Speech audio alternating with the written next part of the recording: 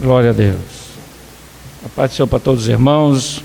Vamos ficar de pé, vamos abrir as nossas Bíblias lá em Jeremias, capítulo 35. Que é a leitura que nós fizemos nesta noite. Louvado seja Deus. Aleluia. Então, Jeremias, capítulo 35. Glória a Deus. Diz assim a palavra do Senhor, a partir do versículo 2, diz assim: vai à casa dos recabitas e fala com eles, e leva-os à casa do Senhor, a uma das câmaras, e dá-lhes vinho a beber. Então tomei a Jazanias, filho de Jeremias, filho de Abadzinias, e a seus irmãos, e a todos os seus filhos, e a toda a casa dos recabitas, e os levei à casa do Senhor, à câmara dos filhos de Anã, filho de Gigdalias, homem de Deus, que está junto da câmara dos príncipes, que está sobre a câmara dos Maazeias, filho de Salum, guarda do vestíbulo. Pus diante dos filhos da casa dos recabitas taças cheias de vinho e copos, e disse-lhes: bebei vinho. Mas eles disseram: não beberemos vinho, porque Jonadab, filho de Recabe, nosso pai, nos mandou, dizendo: nunca bebereis vinho, nem vós, nem vossos filhos. Não edificareis casa, nem semeareis semente, não plantareis, nem possuireis vinha alguma, mas habitareis em tendas todos os vossos dias, para que vivais muitos dias sobre a face da terra em que andais peregrinando. Glória a Deus, aleluia. Até aí, irmãos, a leitura que nós fizemos da palavra do Senhor, a qual Deus falou para Jeremias que chamasse os recabitas, uma das famílias dos recabitas, para que a comparecessem lá no templo e ali lhes oferecesse vinho. Por que Deus fez isso, irmãos? Porque Deus queria dar um exemplo para o povo de Israel do que é que Deus estava querendo, do que é que Deus estava exigindo do povo de Israel, que seria o quê? A fidelidade. E o Senhor mandou que chamasse os descendentes de Recabe, por isso que eles são chamados recabitas. Esse Recabe foi um homem que no passado era um homem fiel, e remonta lá o tempo de Josué. E esse homem, ele era um homem fiel ao Senhor, e antes da sua morte, ele deixou essa ordenança, que a sua descendência não bebesse vinho, a sua descendência não construísse casas, só habitasse em tendas, que a sua descendência não plantasse nem vinha, e nem plantasse nada. Eles seriam nômades, iam viver apenas do gado, de gado, no caso de ovelhas, talvez vacas também, viver só do gado, não plantasse, e que fossem peregrinos, ora estariam num lugar, ora estariam em outro, não se prendessem em lugar nenhum. E Deus deixou também para eles, que eles não tivessem assim, vamos dizer, um apego a nada que um local viesse a lhe oferecer. E assim eles viveram durante, segundo se analisa, perto de uns 200 anos. Depois vem no caso o avô, veio no caso o pai desses que aqui vieram, que mantiveram também o mesmo propósito, de obedecer aquilo que Recabe, né, havia determinado. E eles sempre viveram assim, ora estavam num lugar, ora estavam em outros, né? Quando um lugar ali já não estava muito bom para eles, nenhum para outro. E diz aqui a palavra do Senhor, que como estava já a época em que Nabucodonosor iria invadir, né, atacar novamente Jerusalém para dessa vez destruí-la, a família dos Recabes estavam próximos daquela região e Deus mandou que Jeremias mandasse chamar para que eles fossem à casa do Senhor e bebessem vinho. E Deus sabia o que eles iam fazer, que eles não iam aceitar. E por que Deus fez isso, irmão? Porque Deus queria dar um exemplo àquele povo. Porque os Recabitas, irmãos, na verdade eles não eram da descendência do povo de Israel. Eles não eram israelitas. Então a sua descendência não tinha nada a ver com a de Abraão. Mas eles tinham o conhecimento da palavra. Como? Através de Recabe, que andou no meio do povo de Israel. E diz assim a palavra do Senhor, que durante esse período, né, de anos, vários anos, eles se mantiveram fiéis. E por isso Deus, irmão, mandou chamá-los para mostrar para o povo de Israel, irmão, o que é fidelidade. Glórias a Deus.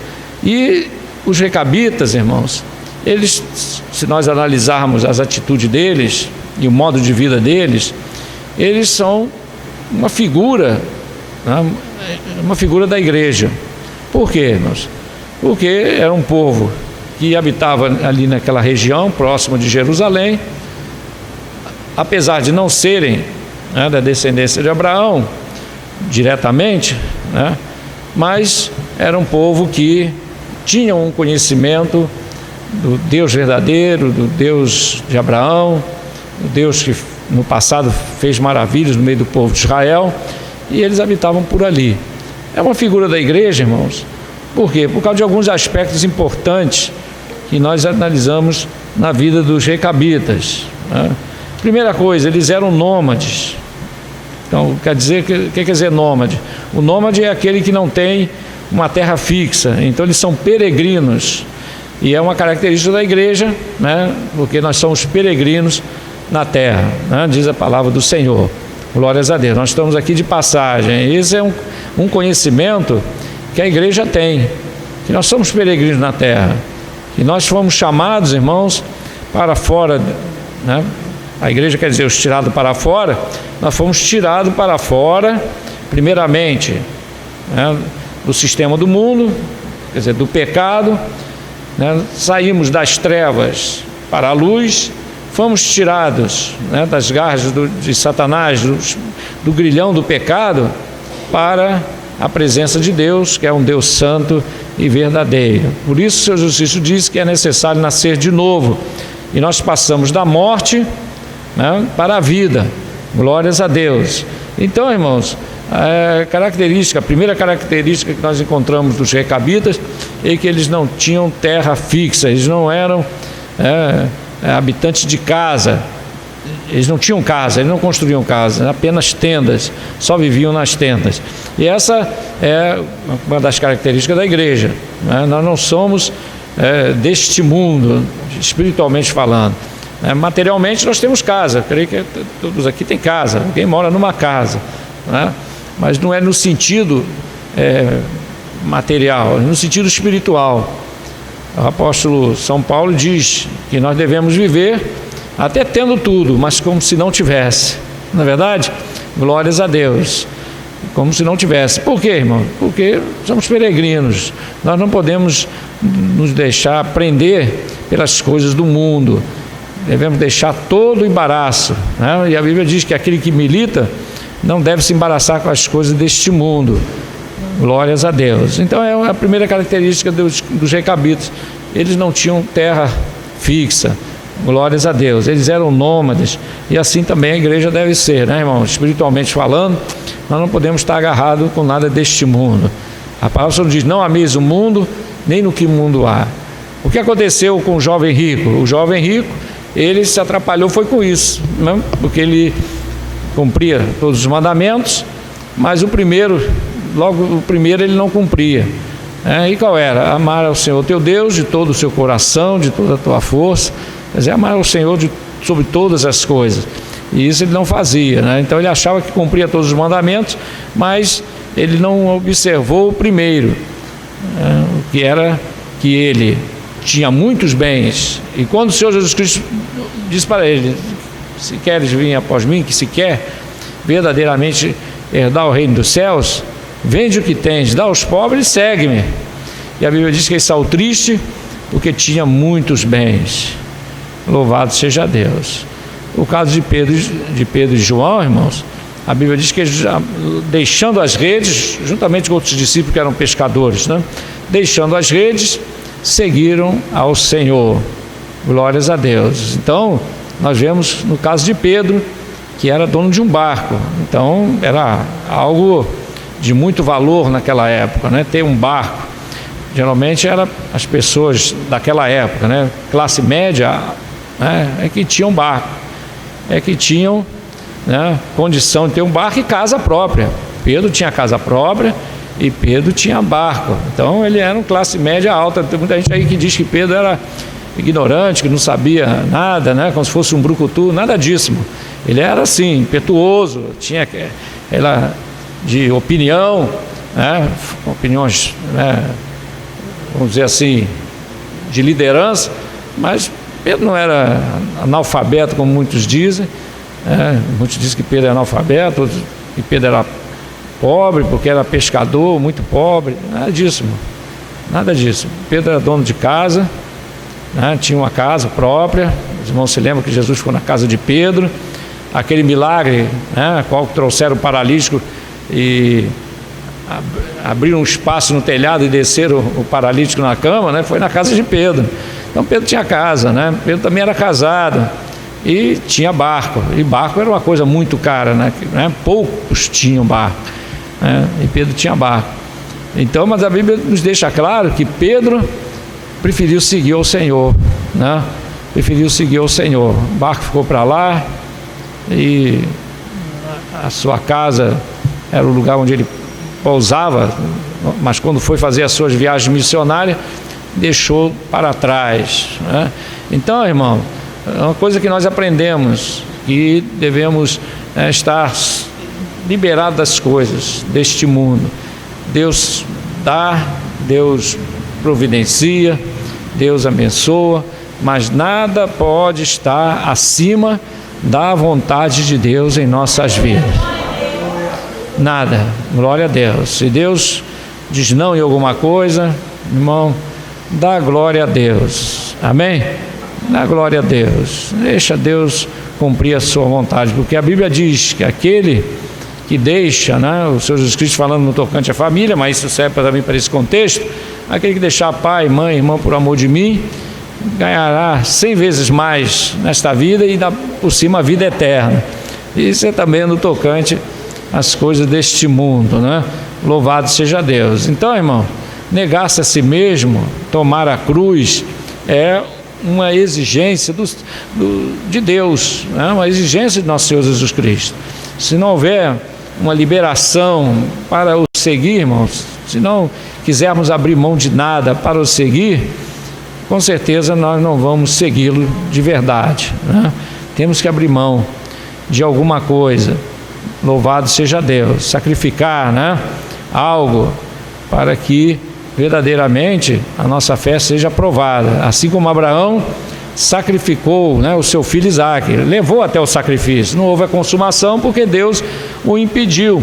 Então nós vemos que através, né, da aceitação daquilo que Deus havia lhe ordenado, que era apresentar Isaque como sacrifício, ali Deus aprovou, né, Abraão disse: agora sei que tu temes a Deus, a sua fé foi provada, e por fim ali Deus confirmou que na descendência dele, aleluia, viria o Messias, que iria resgatar não só Israel, mas como toda a humanidade lá na cruz do Calvário. Não faças tal, porque sei que agora sei que tu temes a Deus e não me negaste o teu filho. Por isso, aleluia, o Senhor Jesus Cristo disse: Abraão viu o meu dia e se alegrou. Glórias a Deus. Então, irmão, nós somos peregrinos na terra. Se Deus abre portas, se o Senhor abençoa o crente nesta terra, é para Ele usar, é para a glória de Deus, porque tudo que temos deve ser para a glória de Deus. Os irmãos concordam? Glória a Deus, é para a glória de Deus. Então, deixa o nome do Senhor ser glorificado na sua vida. Glórias a Deus, aleluia. Então, irmãos, outra característica que nós encontramos na vida dos recabitas, e que é uma figura também do comportamento da igreja, deve ser o comportamento da igreja, é que eles não bebiam vinho. Louvado seja Deus. Aqui está dizendo bem claro, Deus disse: leva os recabitas, aleluia, até a casa do Senhor. Presta atenção nesse detalhe, irmãos, isso é importante, daqui a pouco nós vamos comentar. Eles deviam ser conduzidos não para uma praça, não para a casa de alguém, mas no templo, né? E diz o seguinte, aleluia, e dá-lhes a beber vinho. Essa foi a ordem. E eles foram convidados, né? Não sei qual foi o argumento que usaram, mas eles não sabiam o que era, né? Chegaram lá, tiveram a surpresa. Estava lá taças de vinho, com muitos copos, e eles disseram: beber vinho. E quem mandou eles beber vinho, irmão, foi dos principais do templo, né? Ali, lógico, combinado com Jeremias, homens que eram, vamos dizer, simpatizantes de Jeremias, que reconheciam Jeremias como homem de Deus, né? Então, ali os recabitas chegaram e foram surpreendidos com aquela oferta: beber vinho. E eles disseram: não beberemos. O vinho, irmão, tem como figura na igreja, na Bíblia Sagrada, o vinho fala da alegria, né? Tem essa simbologia, né? Alegria. Mas a Bíblia também fala, irmão, que o vinho, ele pode também ter uma outra simbologia, nada boa, que é, como nós encontramos lá nos livros de Provérbios, ele sendo apontado, irmãos, quando bebido em excesso, né, como meio de escárnio, meio a qual leva o homem ao pecado, leva o homem a esquecer-se de Deus, quer dizer, leva o homem à destruição, né?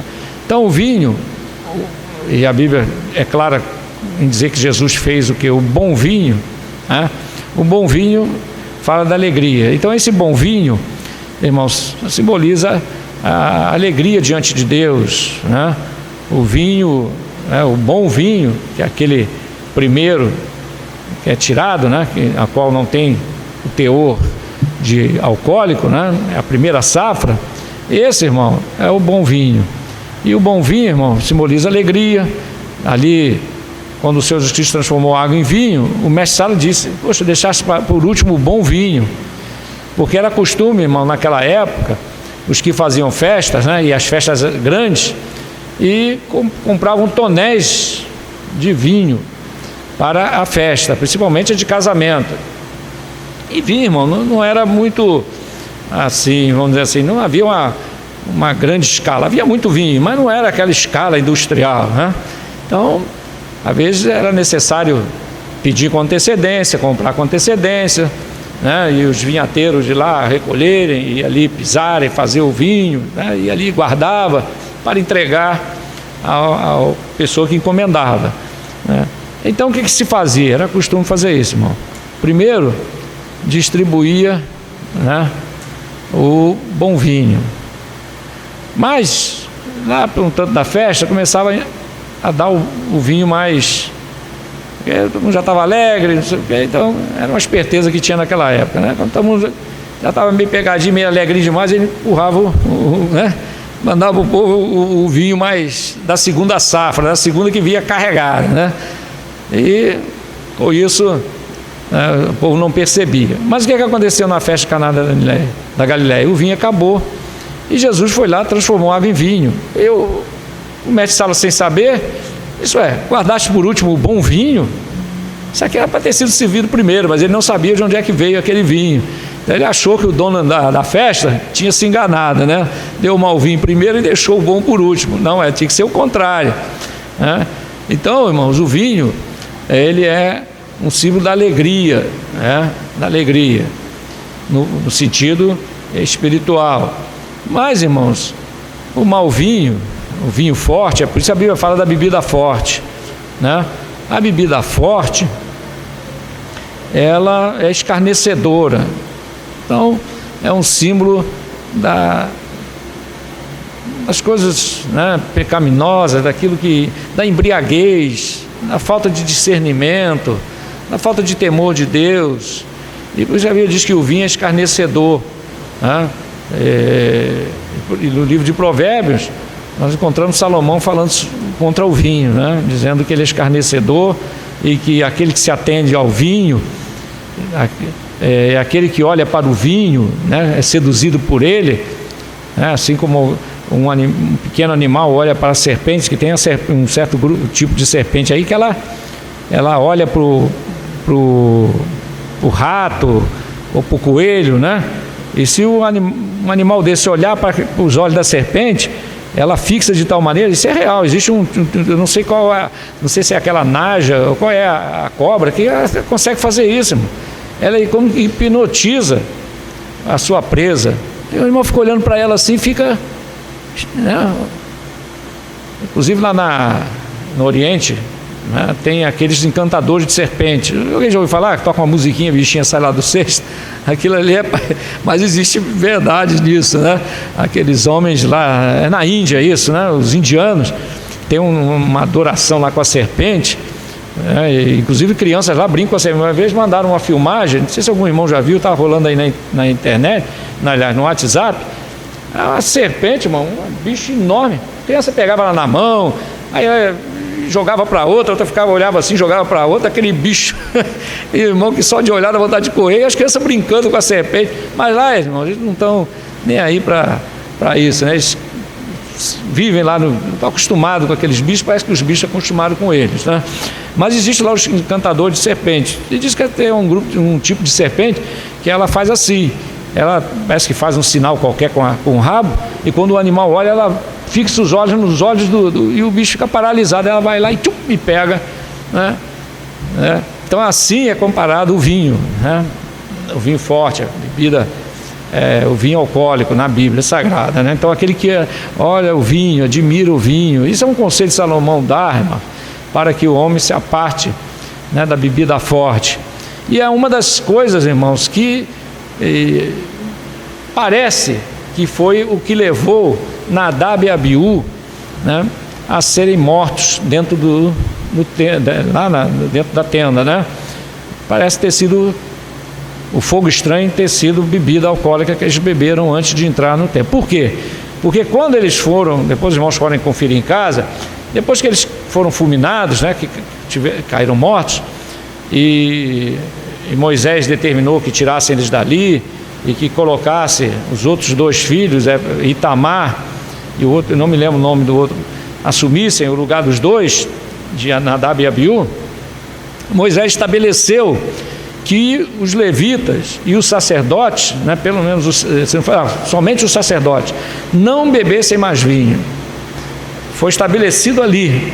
Então, irmãos, nos leva a crer que o fogo estranho que eles levaram, né, tenha sido bebida forte. Eles podem ter cometido um outro erro, mas uma coisa é certa: Moisés estabeleceu que o sumo sacerdote e os sacerdotes não tomassem mais vinho a partir desse fato. Os irmãos depois podem conferir em casa. Então, supõe-se que o principal que levou a sua morte, né, Deus fulminar os dois, foi exatamente porque eles entraram bêbados dentro, né, ali da tenda da congregação. Então a bebida forte. E a bebida forte, irmãos, para o contexto do Novo Testamento, fala de embriaguez espiritual. A Bíblia diz que nós devemos ser sóbrios. O apóstolo São Paulo diz a Timóteo: ser sóbrio em tudo, Glórias a Deus. E a sobriedade, irmão, vem através do conhecimento da palavra, né? de uma postura diante de Deus, uma postura santa, né? E procurar ser irrepreensível diante de Deus, né? Trazendo para o português, vamos dizer assim, o popular, é levar as coisas de Deus a sério, né? É isso aí, levar as coisas de Deus a sério. E quem, irmão, leva as coisas de Deus a sério, quem tem uma postura santa diante de Deus, procura fazer tudo para agradar a Deus, não é verdade? Procura, isso é verdade. Eu me lembro, novo convertido, né? Assim que eu soube que Deus não se agradava de bebida, deixei aquilo, né? Meu pai, apesar que eu bebia muito pouquinho, né? Mas meu pai bebia desesperadamente, geralmente 6, 8 garrafas de cerveja por dia. E a primeira coisa que Jesus libertou foi da bebida. Então nós vemos que é uma operação de Deus na vida do homem e que Deus quer que o servo de Deus não se aproxime da bebida forte. Eu mesmo já presenciei uma libertação de uma pessoa que já tinha ido na igreja, já tinha sido liberto da bebida, e depois, num outro culto, tempos depois, caiu endemoniado de novo. Estava indo bem, né? Mas de repente ficou oprimido novamente. Aí quando foram orar por ele caiu endemoniado. Aí expulsaram o demônio. Só que o demônio disse que não ia sair. Não sai. E ficou aquela coisa lá de sai, ele disse que não saía. Até a hora que ele disse: eu não saio, sabe por quê? Porque esse aqui, falando através, né? Eu levei ele lá num bar e eu sugestionei ele beber cachaça. Quando ele virou a cachaça, eu entrei junto, e agora não sai, irmão, mas deu um trabalho. Mas a legião saiu, porque em nome de Jesus tem que sair, amém, irmão? Glória a Deus, tem que sair. Louvado seja Deus, mas que deu mão de obra, deu. Mas Deus permitiu aquilo para quê? Para mostrar, irmão, a realidade. Então, quem levou ele novamente a dar uma talagada, né? Foi o Satanás. E ele foi claro. Quando ele virou a bebida, eu entrei junto, e agora não sai. Ei, irmão, deu trabalho, mas saiu. Mas o que levou ele novamente para o oprimido? Por quê? Porque a casa estava limpa, mas a casa ficou vazia. O que aconteceu? O espírito que vagava, vendo que a casa estava vazia, chamou 7 piores do que ele. E o segundo estado daquela casa foi pior do que o primeiro. Quem disse isso foi quem? Quem ensinou isso, irmão? Jesus. Ele fala da estratégia de Satanás, né? Então, irmão, não podemos voltar às práticas antigas, não é isso? Glórias a Deus, mas infelizmente alguns fazem isso, né? Está na casa do Senhor, está ali, está muito bem, até o dia que vem uma voz lá do deserto: não, isso não tem problema, não, isso aí não faz mal não. Aí vai lá, come uma garrafinha de vinho, leva para casa, né? Eu conheço um que se espantou, que chegou na casa de um líder da igreja, né? E chegando lá, na hora todo mundo para jantar, aí botaram em cima da mesa um garrafão, estava lá. Aí ficou assim, ele percebeu que o outro se espantou, né? Porque essa pessoa, esse pastor, né? Tinha mudado para Portugal, foi ser missionário em Portugal. Chegou lá, aprendeu lá com os portugueses a provar. Não, um vinho, não tem nada a ver. Aí convenceram os pastores de lá, convenceram ele que não tinha nada a ver. Aí ele tomou e achou que não tinha nada a ver. E oferecendo ali, vendo que o irmão aqui do Brasil, que foi lá visitá-lo, ficou assim meio constrangido. Aí ele começou a dizer: não, mas não tem nada a ver, não, isso aí, irmão, isso é coisa do homem, onde está escrito isso? Aquela historinha, né, irmão? Para tudo quer se arrumar uma desculpa, né? Onde é que está escrito? É a pergunta, né? É só ler a Bíblia completa. Lógico, pega a pessoa de surpresa, ele não vai achar onde é que está escrito na hora, né? Mas se for procurar com calma, ele vai achar várias passagens que falam acerca disto. E ali, irmão, não bebeu, mas ficou aquela coisa constrangedora. O irmão saiu dali, né, assim, vamos dizer assim, não digo escandalizado, mas ficou assim meio, né? Como é que pode, irmão? É tão consagrado e tudo, ir para lá, tomar vinho. Então, o problema, irmão, em primeiro lugar reside, sabe o quê? Eu costumo chamar de instabilidade espiritual. É instável, não tem firmeza, né? E a Bíblia diz que nós não podemos, né, ser como a munha que o vento espalha. Nós temos que ter firmeza, né? E um dos exemplos que os recabitas deram, meus queridos irmãos, é que eles eram firmes, aleluia, na fidelidade daquilo que o seu pai, na verdade o seu avô, havia determinado. A fidelidade. E é isso que Deus, irmãos, estava se agradando deles. Fidelidade. Louvado seja Deus. Nós vamos ver mais à frente. Então, irmãos, eles não quiseram beber vinho. Disseram, não beberemos. E começaram a explicar. Por que Recabe, né?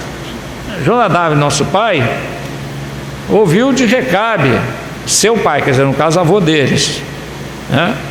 De que jamais deixou, antes de morrer, deixou essa ordenança, que jamais bebessem vinho. E nós não beberemos. E isso, irmão, vamos ver mais à frente, que Deus deixou uma promessa para os recabitas, que dali em diante jamais faltaria alguém na família dos recabitas que não estivesse diante dele. Glórias a Deus. E eles disseram, não beberemos. Irmãos, e quem é que estava oferecendo a eles isso?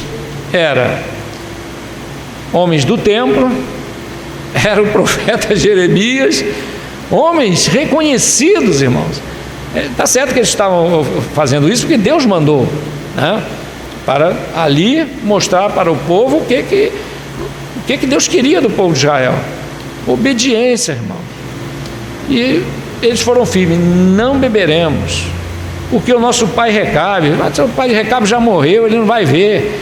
Irmão, infelizmente tem muito crente que acha que Deus não vê, mas Deus está vendo. Amém, irmão? Acha que Deus não está vendo, mas Deus está vendo. O Recabe já havia morrido, Jonadab já tinha morrido. Não, mas são os sacerdotes, são os profetas que estão oferecendo. Não beberemos. Pode ser quem for, irmão. E essa deve ser a atitude da igreja, irmão. A atitude do crente fiel.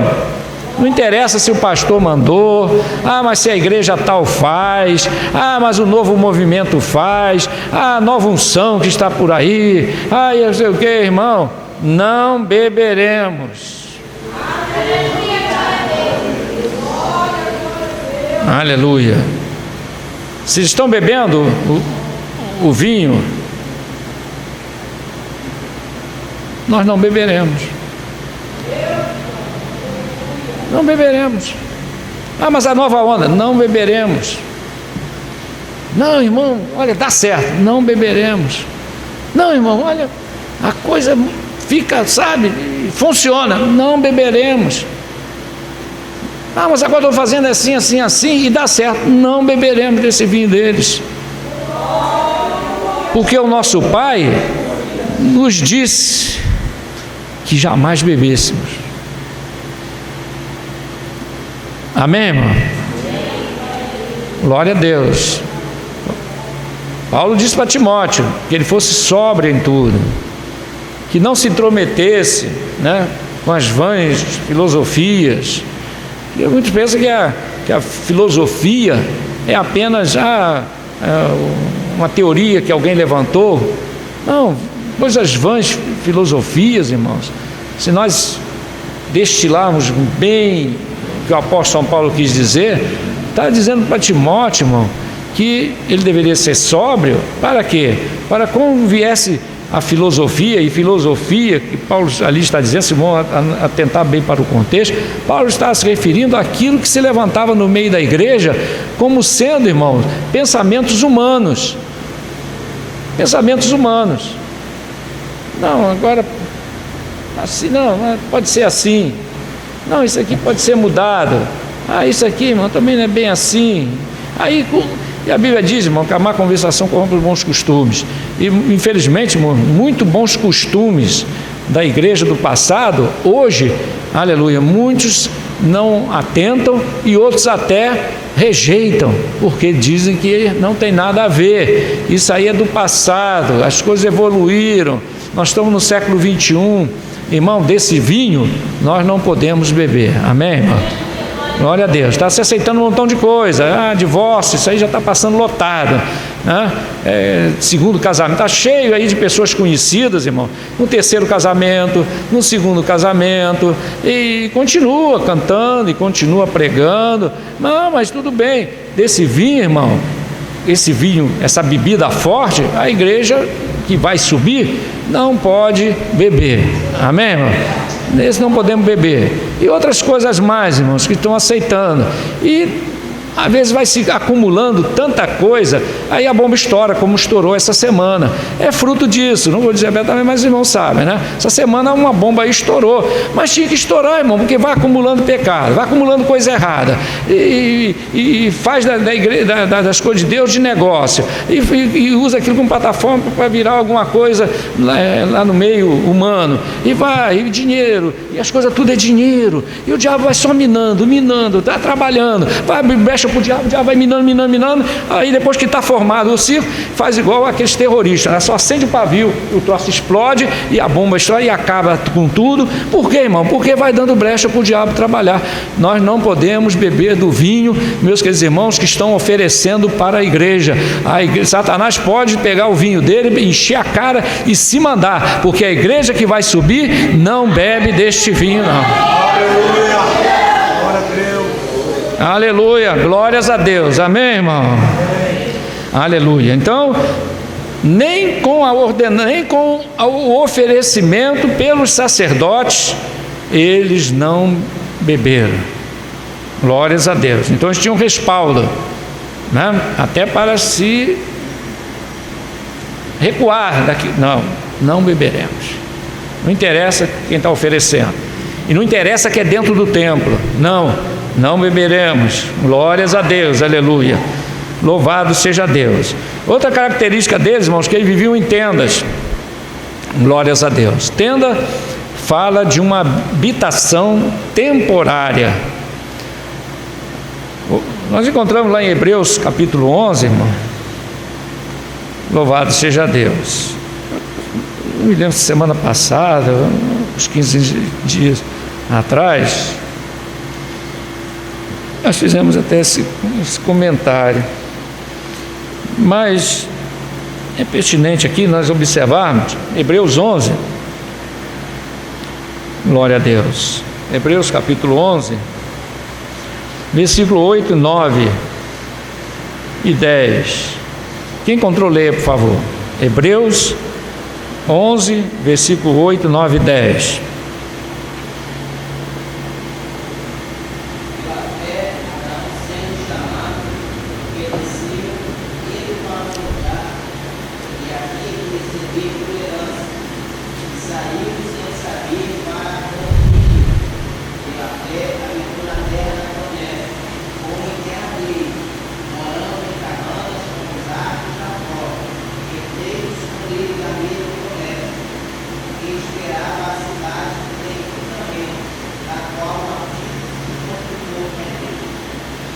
Então no versículo 9 diz o quê?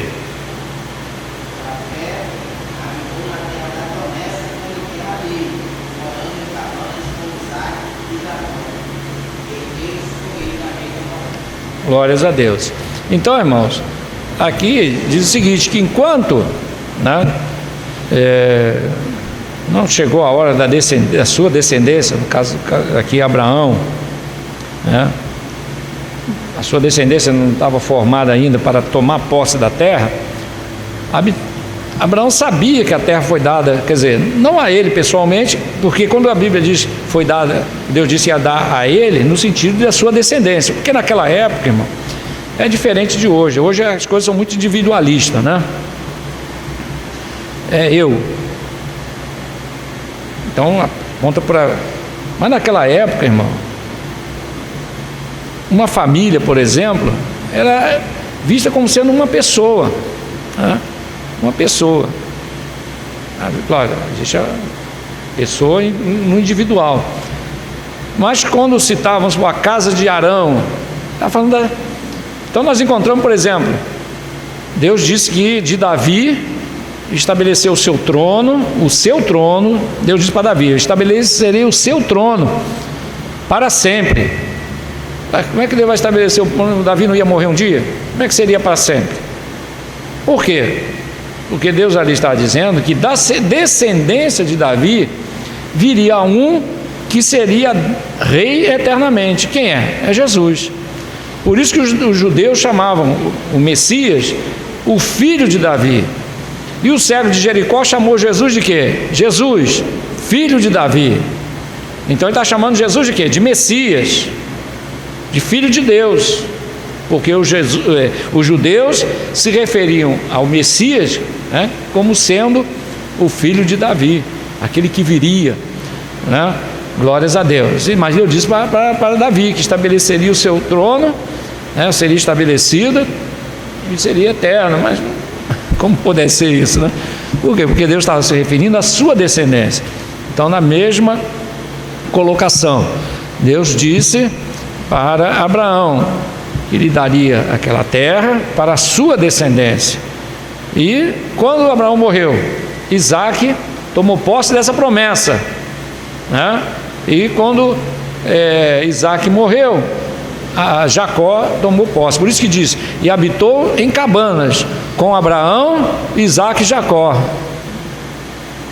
Mas só que, irmão, quando Abraão morreu, Jacó ainda não tinha nascido. Como é que ele habitou nas cabanas junto com Jacó? Não é isso? Então os irmãos veem, entendeu? Que é uma colocação, um tipo de linguagem que se usava naquela época. Porque aqui diz, no versículo 9: e habitou em terra alheia, morando em cabanas com Isaac e com Jacó. Mas esse com, irmão, não quer dizer que os três estiveram juntos nas cabanas, não, porque Abraão, quando morreu, a Jacó ainda não tinha nascido, né?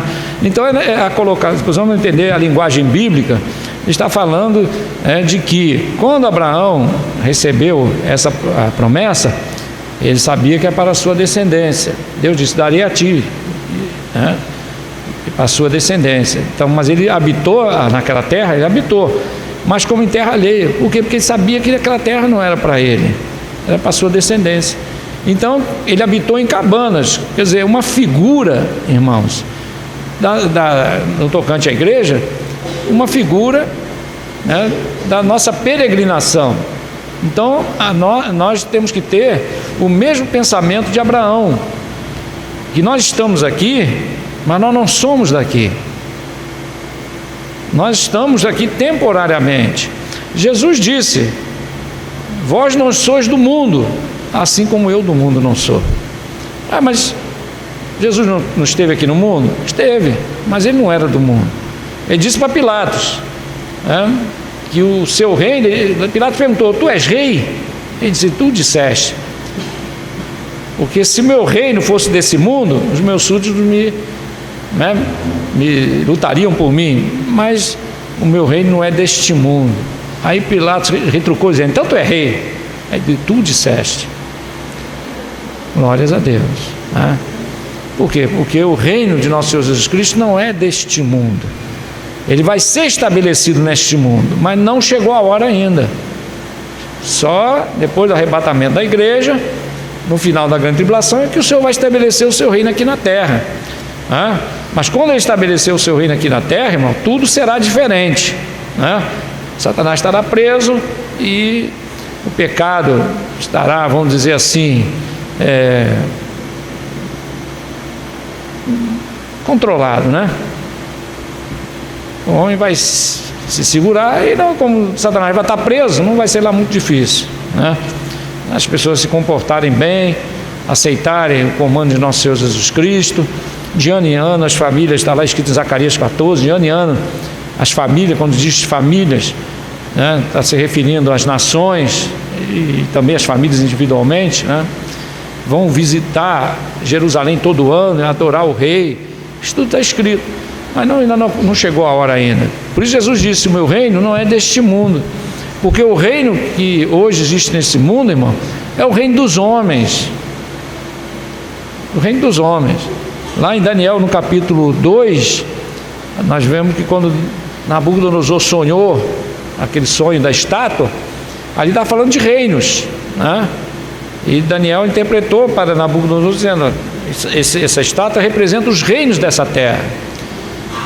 A cabeça de ouro és tu, ó rei. Quer dizer, o seu reinado. Quando diz és tu, ó rei, quer dizer, não é a pessoa de Nabucodonosor, é o seu reinado. E o reino, o peito de prata junto com os braços, é o reino que viria depois, que sabemos que era dos medos e dos persas, por isso que tinha 2 braços. E de prata, por quê? Porque a glória é menor, não tem a mesma glória do reinado da Babilônia. Depois, o reinado dos gregos, né? Dos gregos, que era simbolizado com aquele dorso de bronze. E depois as pernas de ferro, que fala, né, dos romanos, do Império Romano. E por último os 2 pés, que era a mistura de ferro com barro.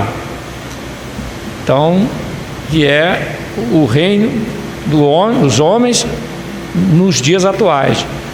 Quer dizer, ferro com barro. Ferro e barro não se misturam. Então nós vemos que hoje em dia, irmãos, as nações têm suas confederações, tem a ONU, tem o mercado comum europeu, estabelecem aí o Mercosul, lá na Ásia tem outro, mas eles não se ligam não, irmão, não faz liga.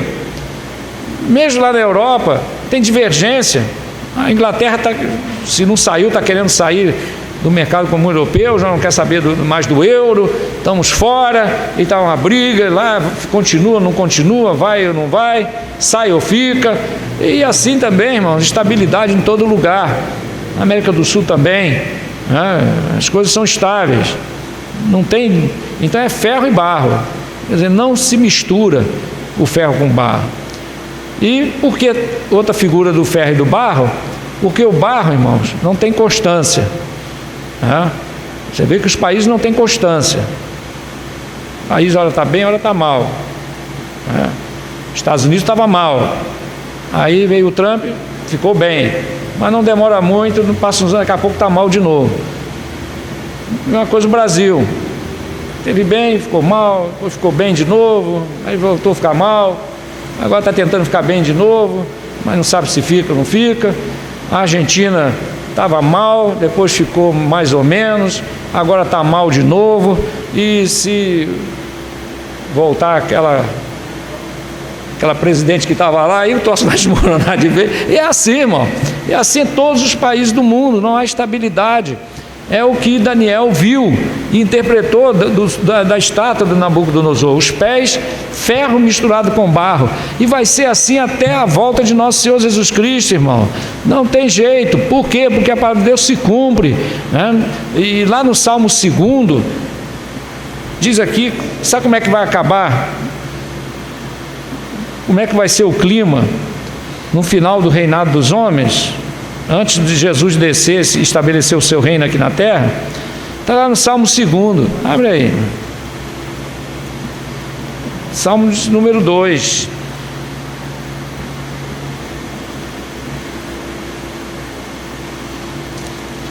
glória a Deus.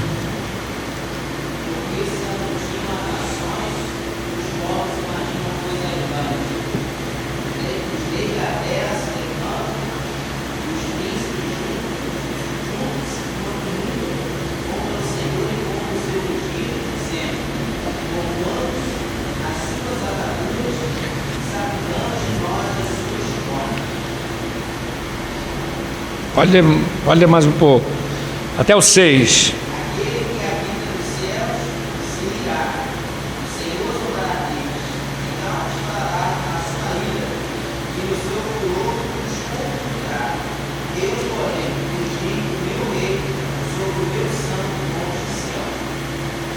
Glórias a Deus.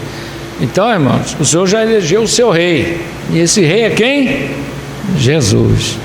Por isso que Daniel ele interpretou o sonho de Nabucodonosor dizendo que o final do reino dos homens, quer dizer, os pés, era uma mistura de ferro com barro. Mas aí Daniel teve a revelação de Deus que quando ele observava aquela estátua de cima a baixo, ele olhou para cima e viu uma pedra cortada, mas não com mão de homem, e foi lançada na terra. E essa pedra, quando caiu do céu, pegou no pé da estátua, e quando pegou no pé da estátua, ela se fragmentou, irmão, em milhões de pedaços, tão pequenos, que o vento foi e levou, aleluia, aqueles pedaços da estátua, como o vento que leva as folhas, né? E aí, irmãos, Daniel viu, quando aquela pedra que esmiuçou a estátua, começou a crescer, crescer, crescer, e encheu toda a terra. Glórias a Deus. Aleluia. Então, irmãos, louvado seja Deus. Só o Senhor Jesus Cristo é Deus. Só o Senhor é Deus. Amém? Glória a Deus. Aleluia. Então, irmãos, é isso. Então, os homens tentam de todas as maneiras querer governar sem Jesus. Não dá. Sem Jesus não dá. Por isso se amutinam as nações, os reis da terra. Então, esse Salmo 2, irmão, se o irmão ler atentamente, vão ver ali descrito, né? É um resumo do que vai acontecer, que está acontecendo e que vai acontecer até o final da grande tribulação. Uma rebelião contra Deus, os homens se levantando contra Deus, as nações, né, se rebelando. Rompamos as suas ataduras. Sabe o que quer dizer isso, irmão? A palavra de Deus sendo desprezada. Rompamos as suas ataduras. Quer dizer, o homem natural, irmão, tem a palavra de Deus como sendo atadura. Quem nunca ouviu alguém dizer assim, ir para a igreja? Não, lá não pode beber, lá não pode fumar, lá não pode fazer isso, não pode fazer aquilo. Quem ainda não ouviu uma coisa dessa, né, irmão? Isso aí é clássico, né? Mas por quê? Porque o homem acha que a palavra de Deus é uma... Eu estou preso, não vou poder fazer isso, fizer aquilo. Isso é uma atadura. Não, muito pelo contrário. Aleluia. Jesus, ele não põe atadura em ninguém. Ele tira as ataduras, né, de Satanás. Ele quebra os grilhões. Louvado seja o nome do Senhor nosso Deus. Aleluia. E é grilhão mesmo, irmão. Eu estava uma certa vez num círculo de oração, quando a irmã fez o apelo para uma pessoa que ali estava, né, que alguém levou, e ele ficava resistindo, né, de aceitar Jesus. Não, ficou ali, vem aqui à frente, Jesus te ama. Ele assim, não vinha à frente. E a irmã falou assim, mas vamos orar por ele, porque Deus já tinha mostrado, irmão, ele cheio de corrente em todo o corpo dele assim, e ele com aqueles pesos, ele agarrado. Então ele não ia à frente porque aqueles grilhões, né, aquelas correntes estavam em volta do corpo dele todinho, e ele preso ali. E quando os irmãos oraram, um dos irmãos, quando terminou a oração, ele veio à frente e aceitou a Jesus. Quando terminou o trabalho, que ele já tinha aceitado a Jesus, estava ali alegre e tudo, o irmão falou assim, irmão, na hora que nós estávamos orando por esse senhor aí, né, eu escutei o barulho das correntes caindo no chão. Ele falou que escutou aquele barulho,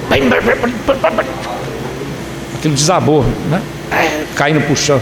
E foi a hora que ele foi à frente, e a irmã viu as correntes, e o outro irmão ouviu o barulho delas caindo, né? Glórias a Deus. Então Satanás, irmão, ele impõe ao homem, né? São as prisões que Satanás impõe para o homem, né? São as correntes, aí aqueles que acham que a palavra de Deus é atadura. Não, rompamos, e é o pensamento de hoje, rompamos as suas ataduras. Aí quando os homens querem estabelecer lei disso, lei para aquilo outro, aborto, lei para as coisas erradas, casamento de homem com mulher com mulher, isso aí é para quê? Para arrebentar as ataduras. Não, não tem atadura não, nós somos livres. Mas a Bíblia é clara, irmão, que aqueles que dizem que são livres são servos do pecado, né? Mas o verdadeiro cristão, ele é livre, glórias a Deus. Livre por quê? Porque estamos livres da força do pecado, né, irmão? Glórias a Deus, aleluia. Mas então o crente não peca? Se ele não vigiar, peca. Não é isso? Se não vigiar, peca. Mas se pecarmos e se arrepender, claro, temos o fiel advogado perante o Pai. Amém, irmão? Jesus Cristo, Ele é a apropriação dos nossos pecados. Glórias a Deus. Mas com arrependimento, porque sem arrependimento é conversa fiada, né? Conversa não é para boi dormir não, para Satanás dormir, né? Para boi dormir, está tranquilo, né? Satanás vai dormir porque sabe que esse já está conquistado, né? Não tem arrependimento mais, mas aquele que se arrepende alcança misericórdia, não é isso, irmão? Olha a Deus, é nesse sentido que João disse: filhinho, não pequeis, mas se pecares, quer dizer, um acidente, temos um fiel advogado perante o Pai, porque aonde existe arrependimento, Jesus perdoa. Pode ser o maior pecado que for, mas se houve arrependimento, Ele perdoa, porque o sangue de nosso Senhor Jesus Cristo nos purifica de todo. Amém, irmão? Não é de meia dúzia de pecados, não, os pecadinhos, até os pecados, mas os pecadões não, é todo pecado. Agora tem que ter arrependimento, amém? Por isso Jesus disse para aquela mulher, pega no adulterando: vais e não peques mais. Por que Jesus disse para ela? Porque Ele sabia que ela havia verdadeiramente se arrependido e aceitado a Ele como seu Salvador, amém? Ele conhece os corações. O Senhor Jesus Cristo não perde tempo, né? Ele não fala nada em vão. Tudo que o Senhor fala, Ele sabe o que está dizendo. Então você diz para aquela mulher: vai e não peque mais, pode ter certeza que aquela mulher foi uma pessoa, né, que o aceitou e ficou fiel. Glórias a Deus. Porque não pensa os irmãos que a igreja cresceu rapidamente, não foi só porque os apóstolos pregaram não, tá? Não pensa isso não. Os apóstolos no começo eles arrebentaram. Não, irmão. Em Jerusalém, assim como em Samaria, as portas já estavam abertas pelo próprio Senhor Jesus Cristo. Por quê? Aquilo que Jesus falou, irmão, depois que Ele ressuscitou e depois que os apóstolos começaram a pregar, aquelas pessoas que ouviram Ele, né, mas ficaram meio assim, mas depois, irmão, por isso que rapidamente a igreja cresceu, porque pode ter certeza, o primeiro a pregar, aleluia, deixar a semente da pregação e da semente ali para que as pessoas, ao ouvir os apóstolos, aceitassem com rapidez, foi o próprio Senhor Jesus Cristo, tanto em Jerusalém e em Samaria. Pensa, irmão, que aquilo que Jesus fez lá em Samaria, quando a mulher samaritana chamou aquela multidão de samaritanos para ouvir a palavra, e eles disseram: agora temos, não é pelo teu dito, mas nós temos crido, e nós temos ouvido aqui, temos visto que esse é o Cristo, o Filho de Deus vivo. Quando Filipe chegou lá, irmão, a coisa estava bem mais fácil, né? Jesus já tinha aberto as portas, já tinha dado ali, né, o início, louvado seja Deus, para que o Evangelho chegasse ali em Samaria. E quando Filipe chegou, irmão, as pessoas foram vindo: é aquele Jesus, é aquele, é o Messias, tá aí. Pode ter certeza disso, irmão, porque é um crescimento muito rápido, e quando Jesus abre a boca e fala, irmão, as coisas acontecem, amém? A Bíblia diz que Ele tinha que passar por Samaria, né? E o judeu não gostava de passar por lá não, o judeu dava a volta pelo outro lado, sabiam disso? Os judeus não gostavam, a Bíblia diz que os judeus não falavam com os samaritanos, e muito menos passar na porta da cidade deles, não passava mesmo, aquele caminho que Jesus fez ali, judeu não fazia não, ia pelo outro lado, mas a Bíblia diz que Jesus foi com os discípulos, foi até a Samaria, na porta da cidade, sentou no poço e falou: vai lá comprar comida, porque, né, tem dinheiro aí, já temos 200 dinheiro aqui, então vai lá comprar comida, porque já sabia que a mulher samaritana estava chegando. Tanto é que quando a mulher samaritana chegou, teve aquele diálogo com Jesus. Quando os discípulos chegaram, a Bíblia diz que eles viram que ele estava falando com a samaritana, mas não falaram nada, né? Não, o mestre é o mestre, não vamos falar nada, né? Glória a Deus. Então, Jesus já mandou eles lá fazer, como já sabia que a samaritana ia chegar, né? E o testemunho que ela deu lá em Samaria, irmão, veio uma grande multidão e ouviu.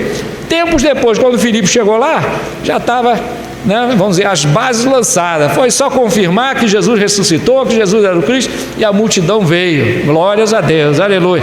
E também Jerusalém. Então não pensa que foi apenas os discípulos que foram ganhando uma alma atrás da outra. Não, já tinha uma base lançada ali pelo próprio Senhor Jesus Cristo. Amém, irmão? Glória a Deus. E depois ficou por conta dos discípulos e do Espírito Santo, convencendo, né, a multidão a vir, porque ele convence o homem do pecado, da justiça e do juízo. Glórias a Deus, aleluia. Muito bem. Então, irmão, eles habitavam em tendas. Então isso fala de uma vida temporária, né? Então, assim eram os recabitas, eles viviam em tendas. E nós, simbolicamente falando, irmão, também temos que ter a nossa vida como aquele que habita em tenda. Nós não temos, né, vínculo permanente com esse mundo. A nossa casa permanente está onde? Lá no céu. Por isso que Abraão, ele aguardava uma cidade não feita por mão de homens. Então todo isso tem uma simbologia importante para a igreja. E outra coisa, irmão, habitar, né, em tendas nos fala também de que aquele que habita em tenda, irmão, não está preso naquele lugar. Ele não está preso ali, ele muda de lugar. De tempos em tempos ele muda de lugar. Então assim também a igreja.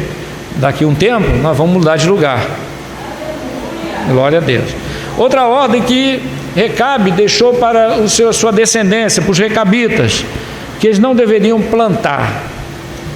Era uma ordem. Eles deviam viver do gado, mas aonde eles chegassem e colocassem as tendas e ficassem habitando ali, não interessa o tempo que eles ficassem ali, eles não deveriam plantar semente. Quer dizer, plantar arroz, feijão, batata, eles não plantavam, eles viviam do gado, mas não, eles não plantavam sementes. É uma ordenança, né? Por quê? Porque eu creio que houve essa ordenança, porque eles começam a plantar, aí põe um gostinho e acaba ficando por ali, não é, irmão? Então não deve plantar, para que não se acomodassem. E nós, irmãos, tomamos também como figura isto. Nós não devemos ficar plantando, né, aqui nessa terra. Isso fala de quê? De acomodação. Nós não podemos nos acomodar, né, aqui neste mundo, se acomodar com as coisas da terra, não, nós devemos ter o intuito, irmãos, de que nós devemos plantar para a vida eterna. A Bíblia diz: não junteis tesouro na terra, diz o Senhor Jesus Cristo. Por quê? Porque aqui o tesouro da terra, a traça corrói, a ferrugem, né, consome, e fica por aqui, ninguém leva consigo, né? Mas nós devemos ser ricos para com Deus, né? Plantar, né, tesouro no céu. E como é que se planta? Aliás, se junta tesouro no céu? Fazendo a obra de Deus, fazendo a vontade de Deus, né? A cada dia procurando se santificar. Isso tudo, irmão, vai sendo, né, tido por Deus como algo que nós estamos juntando no céu, nosso tesouro. Porque se nosso tesouro, porque a Bíblia é clara, né? Onde tiver o vosso tesouro, aí estará o vosso coração, né? Então, se nosso tesouro está aqui na terra, nosso coração está preso aqui. Se nosso tesouro é lá no céu, nosso coração está preso lá no céu, né? E a Bíblia deixa isso bem claro, para que não venhamos, irmãos, a ter tesouro na terra. E tesouro, irmão, quando a Bíblia fala tesouro, não pensa que é dólar, ouro, prata. Não, eu tenho aqui uma caderneta de poupança, não tem problema nenhum isso. Você pode ter uma caderneta de poupança, você pode ter investimentos aí na Bolsa de Valores, você pode ter o que tiver, pode ter até uma mansão na Barra da Tijuca. O problema, irmão, não é o ter. O problema é se o coração está posto naquilo. É aí que está o problema. Por isso Jesus Cristo disse que é mais fácil um camelo passar no buraco da agulha do que um rico entrar no reino dos céus. Mas o próprio Senhor Jesus Cristo disse: mas para Deus tudo é possível. Por quê? Porque se o homem verdadeiramente abrir o coração para Deus, Deus faz a obra. Ali está o caso, né, de Zaqueu. Zaqueu ouviu a palavra e se desprendeu da riqueza da terra.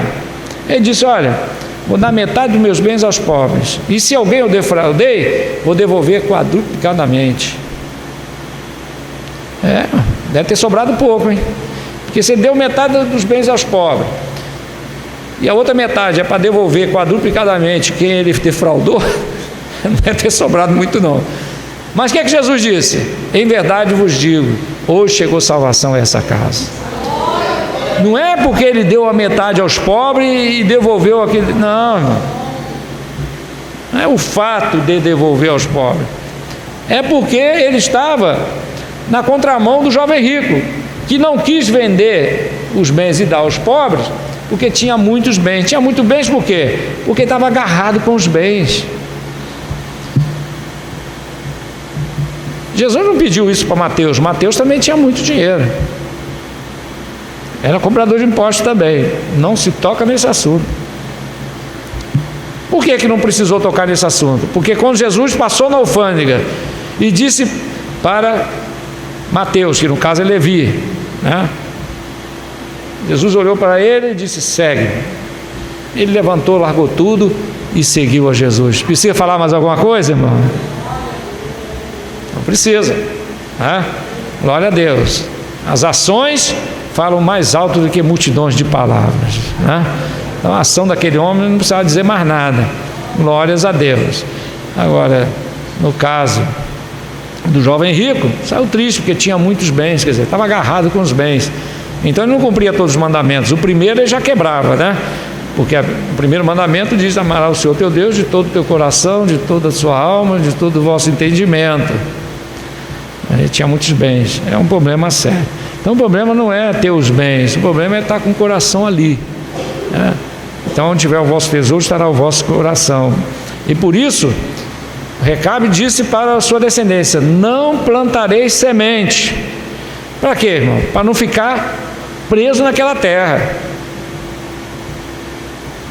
para não ficar preso ali. Porque se tá, a plantação deles está ali, a comida deles está ali, estão cada vez prosperando mais plantando ali. Vão sair dali? Não vão. Mas com o gado não. Com o gado é só vão lá, sai andando e o gado vai atrás. Não é verdade, irmão? Então está livre para ir para onde tiver de ir. Louvado seja Deus. Por isso que Recabe disse: não plante semente. Então também, meu irmão, é uma palavra para nós. Não devemos plantar sementes nessa terra. Planta lá em cima. Amém, irmão? Glória a Deus. Planta lá em cima. Tesouro no céu. Glórias a Deus. Aonde a traça não corrói, né? Ladrão não mina, não rouba. Está garantido. Glória a Deus. E aqui, irmão, o que a gente faz? Fica só por aí? Não, irmão. Faz a tua parte. Vai estudar, vai buscar o Senhor, que Deus vai te dar a direção, Deus vai te dar a tua porção nessa terra, e você vai estar satisfeito, porque Jesus é aquele que é galardoador daqueles que o buscam. Glórias a Deus, aleluia. E por último, irmão, para nós encerrarmos, falta 5 minutos, glórias a Deus, a obediência. O que chamou mais a atenção de Deus, para que Deus fizesse o que ele fez, foi a fidelidade desse povo. A fidelidade. Uma fidelidade, irmão, que chamou a atenção de Deus. Os recabitas, eles eram tão firmes naquilo que seu pai falou, que passou 2 gerações e eles não arredaram pé. E o povo de Israel, irmão, infiéis para com o seu pai. Os recabitas fiéis a seu pai Recabe, e o povo de Israel infiel a seu Pai que está no céu. Fidelidade. Glórias a Deus. Moisés disse para o povo de Israel, depois que fez um discurso, que apresentou algumas leis, alguns mandamentos, Moisés disse: o fim da lei é a obediência, quer dizer, o objetivo da lei, para que ninguém dos judeus viesse dizer: mas para que tanta lei? O que é isso, o que é aquilo? Mas a base de tudo, irmão, era a obediência. Deus queria a obediência do povo de Israel. E da igreja, irmão, não é diferente. Obediência. Glórias a Deus. Obedecer à voz do Espírito Santo. Porque por isso, meus queridos irmãos, o Senhor Jesus Cristo, lá na cruz do Calvário, ao morrer, glórias a Deus, o véu do templo se abriu de alto a baixo. Não há mais necessidade de sacrifícios, porque Jesus já fez o sacrifício eterno na cruz. Nós não temos, irmãos, ordenanças como o povo de Israel, rituais.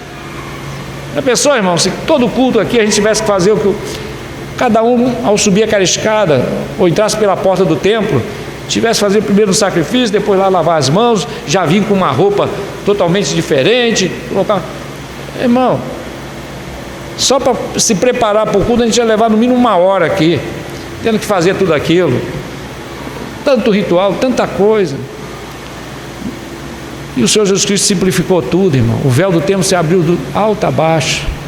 E quando o crente dobra o seu joelho, irmão, e ora com fé, com ousadia, ele entra no Santo do Santo, fala com Deus, e o Deus fala conosco. Amém, irmão? Tudo foi facilitado, tudo foi conquistado na cruz do Calvário. Louvado seja Deus. E por isso o apóstolo São Paulo ele diz uma coisa muito séria, irmão: como escaparemos nós se não atentarmos para esta tão grande salvação? Amém, irmão? Glória a Deus. Vamos atentar para essa tão grande salvação. Amém, irmão? Nós já temos atentado, vamos continuar atentando, observando. Aleluia. Ser fiel até a morte e dar-te-ei a coroa da vida. Glórias a Deus. E que Deus abençoe os queridos irmãos. E nós vamos então orar para encerrar. São 9 horas em ponto, segundo esse relógio. Louvado seja Deus. O meu está mais uns 3 minutinhos. Vamos ficar de pé e vamos orar, irmãos, para encerrar. Glórias a Deus. Aleluia. Se tem alguém alegre com Jesus nesta noite, diga amém. Glória a Deus, aleluia. Vale a pena estar na casa do Senhor, irmão? Glória a Deus, aleluia. Oremos então com alegria na presença do Senhor, lembrando os irmãos, amanhã pela manhã oração, e domingo, irmão, pela manhã escola dominical. Não é ceia ou não? É ceia ou não? Não. Então, domingo pela manhã, escola dominical, e assim que Deus abençoe os irmãos. Oremos. Senhor nosso Deus e nosso Pai, na Tua santa presença, ó Deus, te agradecemos, ó Pai amado, por tudo o que fizeste nesta noite, nos ensinaste, nos alertaste, Pai amado, que possamos ser, Senhor, cada um de nós, como aqueles recabitas, ó Pai amado, firmes, aleluia, na Tua palavra, guardando, Senhor, aleluia, a Tua palavra em nossos corações, para não pecarmos contra Ti, que possamos ser cada dia achados fiéis, aleluia, diante de Ti, e assim, ó Pai, como diz a Tua palavra, os Teus olhos procuram os fiéis da terra, aleluia, aquele que me serve, aleluia, Pai amado e santo, nos conduz aos nossos lares, aleluia, em paz e em segurança, nos concede, Senhor Deus, uma noite de comunhão contigo, um final de semana abençoado, em nome de Jesus, e reina para todos sempre. Amém. E a graça de nosso Senhor e Salvador Jesus Cristo, o amor de Deus nosso Pai e a comunhão do Espírito Santo de Deus seja com cada um de nós, não só hoje, mas para todos sempre. Amém. E a vitória é nossa, pelo sangue de Jesus, e operando Deus. Amém. Que Deus abençoe os irmãos. Está encerrado em nome de Jesus.